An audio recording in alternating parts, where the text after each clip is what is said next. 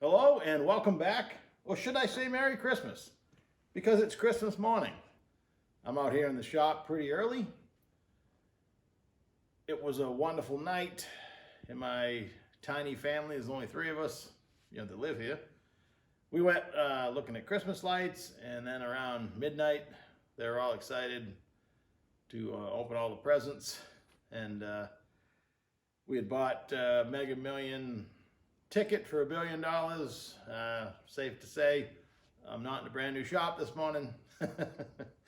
Flying around in my private jet, so yeah, right back to being regular guy Sean, which is fine with me. I guess it's nice to imagine, but well, back to reality. I spent some of the afternoon and finished up late last night putting the cylinder heads on the 496. It's always a process because once you start getting the sealer out, I don't want to hesitate. I want to be able to finish the job. That requires laying out all the hardware and make sure everything's correct. When I bought the engine last month, Richard, the gentleman I bought it from, was kind enough to leave everything on it. The alternator brackets, water pump, pulleys, and oil pan, all that stuff. And he gave me the head bolts, ARP head bolts, only been used once, when he bolted his Brodex heads on the engine. I was unaware of this. I've never had a set of Brodex heads, never paid attention. You're looking at the pictures of them, but I learned something yesterday. It almost messed me up. With aftermarket big block Chevy heads, it takes a different set of head bolts and or head studs, depending on which way you're going to go. Because these 4 bolts near the exhaust ports are longer, they raise the ports, and it requires 4 special bolts for all the other heads that I'm aware of, apparently except Brodex. On the ones I'm talking about, the 5th one right here is, this one, is short like the ones on the inside. So on a regular big block Chevy, you have the short ones that go down on the edge of the cylinder head, and the rest of them are all the same length for each side. With an aftermarket head, you have 4 long ones, a whole bunch of mid-length, and then the 4 short ones. With a Brodex head, you got 5 long ones. So as I was laying out the bolts, I don't have the right hardware. Fortunately, I've been in this situation before, and I had to buy a different head stud set, but you can also, from ARP, fortunately, buy just the 4 long ones. I had a set of ARP head studs for a big block Chevy, but I needed the 4 long ones, which left me with the 4 medium length ones. So, thinking quick, and it actually made it easier for me, I took 4 of the studs that I had, and I put them in the dowel hole bolts. Now, the way the cylinder head is cut, the bolts that go into the cylinder head dowel holes are lower than the rest of the mid-length ones in here, but the threads in the block are lowered too to allow you to drive the dowel pin in. It seemed like a good spot, so I had 1 stud on either side. It's really nice setting the head on because it guides it right down onto the dowel pins. It's actually easier, and it just worked out nice. So I have 2 studs and the rest bolts. It's not going to bother me a bit. I don't think it would bother me in any situation. Again, the big block Chevy has different length bolts, different bosses. They move everything around as long as they're tight. I don't think they care whether they're a stud or a bolt. Either way, it doesn't matter because using the hardware I had, you made it work, and I think it's actually better service-wise. I don't plan on taking them off very often. So I think we're good. The Gen 4 blocks is all I've ever worked with, and new aftermarket Gen 4 blocks. I'd always heard the Gen 5 blocks, they improved the thread quality because it's really easy to strip out the head bolts on a Gen 4 big block. If you're not careful, or you look at the block you bought, it may have a lot of helicoils holding the cylinder head down because people strip them out left and right.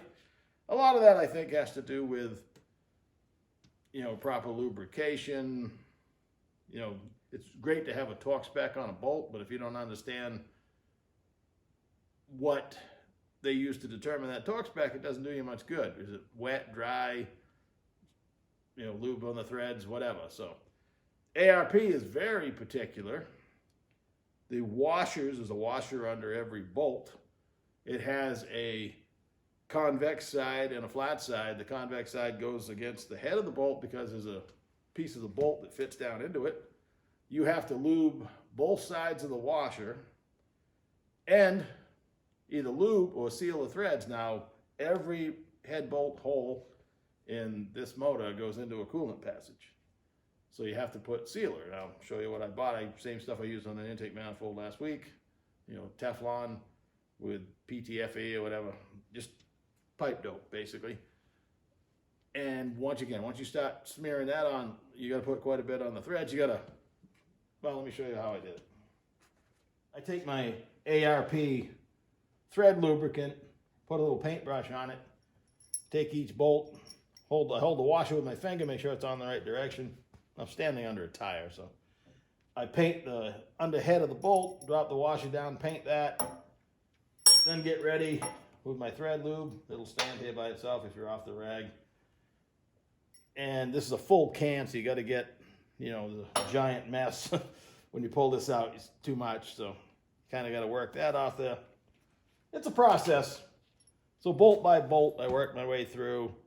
These are my extra ones that I'll put with the other 4 studs I still have left over in case I'm in a situation again where I'm struggling for hardware. So it was nice to get the heads on. I ordered the push rods the night before after we checked the length. Readily available in 080 wall. Finding a 120 or thicker, they also come in 134 or 5 thickness. I decided to buy the 80 thousandths wall 3/8 push rods in 8 and 9 inch, 8 in the intake, 9 in the exhaust. I only have 600 lift. Again, not max effort, no, only 6,000-ish RPM. Worst case scenario, I bend a push rod. I don't think that's gonna happen. If it does, well, it was an experiment that didn't work, but I think I'll be fine if you look what you do. A lot of engines, you know, 80 thousandths is a heavy duty push rod. So I understand, you know, what AFR is coming from. They don't know how much lift and duration and RPM you're gonna run. And with this head, you have to run a 3/8 push rod. I think more aggressive, you definitely need the thicker one. I did find a set finally. 8 and 8, Bill Mitchell Hardcore has them in stock. You got to get off the beaten path. Your typical Jegs and Summit, if they have it, finding them on their website would be difficult, where the normal stuff is available. And the thicker 135 wall Bill Mitchell Hardcore push rods with shipping would be almost $400. I spent $140 for, you know, 16 of the push rods that I needed in 80 thousandths. Chrome moly, made for guide plates. So they'll be here Thursday or Friday. I can't put my rocker studs on yet because that holds the guide plate, and you need to kind of adjust the guide plate with the push rods. I also will hold off putting the intake manifold on for the same reason. When I'm adjusting valves, I like to look right at what's happening. You could do it with the manifold on, no problem, but why bolt something in my way or where I would prefer to be watching exactly what's going on. So the threads on the rocker studs, the intakes go into the intake port. So once again, sealer.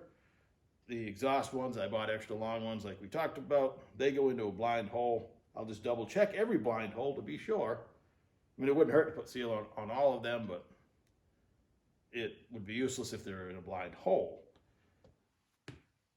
The ARP bolts torque down really nice. Back to the head bolts for a minute, but I'm looking at every one of them. You know, it's a little bit of, you know, peanut butter that comes out afterwards. I got to go around and clean the head of each bolt before the engine warms up and that drools down over the aluminum. It's going to look like hell. So I'll spend some time trying to clean that off. It's unavoidable. Nothing you can do about it. Inside, just let it go into the oil. That's fine. But the outside ones, So I got, 9 bolts? 1, 2, 3, 4, 5. Yep, 9 bolts on either side. I gotta do a little cleaning up. I spent most of my time this morning cleaning up the tunnel ram that I also bought with the 496. This was on it the day I drove it. I have the 600 Hollies that were mounted inline. I have the throttle linkage. I have everything if I wanted to put it back like it was, but me being me, I like sideways mounted carburetors. Always have. I have those brand new Proform 750s. I believe that's what I'm going to start with this manifold. Why I question myself is I bought a black Holley Sniper tunnel ram. It's a fabricated tunnel ram. And I have one of the Holley Dominator Terminator Stealth throttle bodies. So it would run an HP or a Terminator ECU, fuel injected. And I don't have the secondary throttle body yet. So it's back ordered. And like a lot of people's, if it ever shows up, it's going to be a great deal. And my intention was to put that on a much bigger motor. I mean, this is 496, but I was figuring I'd build who knows, at least a 540, if not a 572 or bigger. So, and I still may down the road, and that's what I envisioned that manifold for.